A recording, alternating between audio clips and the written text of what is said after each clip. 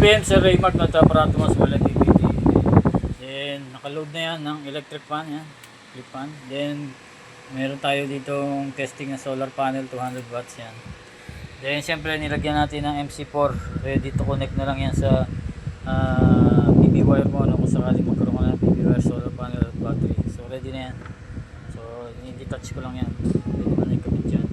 Then yan, low voltage disconnect mo dito ay 11.5. Okay, mawawala yung LED red, mawawala ka ng kuryente no, pag umabot sa 11.5. Then the connection niya ay 13 no, kaya naging 13 ay 1.5 na sa disconnect.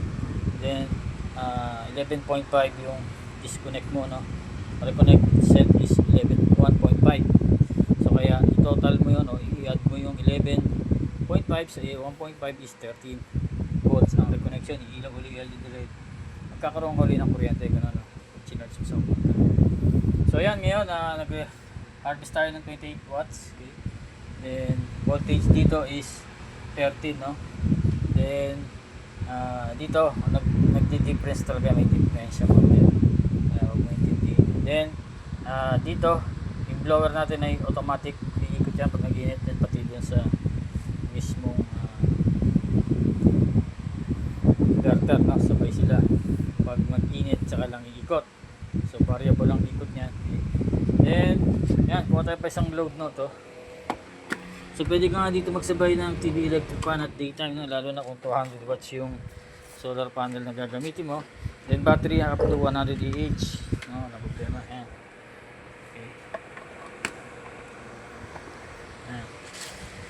So pure sine wave inverter mo, pwede ka mag-washing dito tuwing tanghali no, at least 13.2 na yung battery mo. So sa ngayon gamit ko dito lead acid lang 25 So lalo na kung live po yan at 100 siguradong malakas ang malaki ang mga ipong mong kuryente no, in daytime.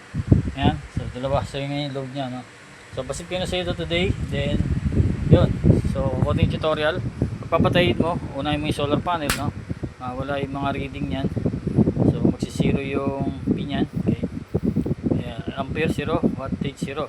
So bakit umaandar pa yung load mo no, kasi may battery tayo. Okay, so patayin natin yung inverter. Okay, so mamatayin ngayon yan. Then yung mismong MPPT o yung battery no, kasi itong MPPT ay diretso sa battery, same lang rin ang inverter yan. Sa huli mo i-off yung battery. So kapag i-on mo naman, sinabit mo na, okay na, unahin mo yung battery. Okay, initialize yung MPPT natin. Then 00 pa yung reading niya no, from voltage ito, and then ampere, then wattage no. Battery meron na agad reading no. So power natin yung solar panel natin yan. Okay. So makikita mo magkakaroon ngayon ng reading yan no, 0.8, then 24 watts. Okay, so then lagyan natin ng load no, buksan na natin yung inverter natin no. Yan, so unti-unti lang yan, magana yan. Ayan. So salamat ulit sa pagtitiwala Sir Raymart no. So God bless po.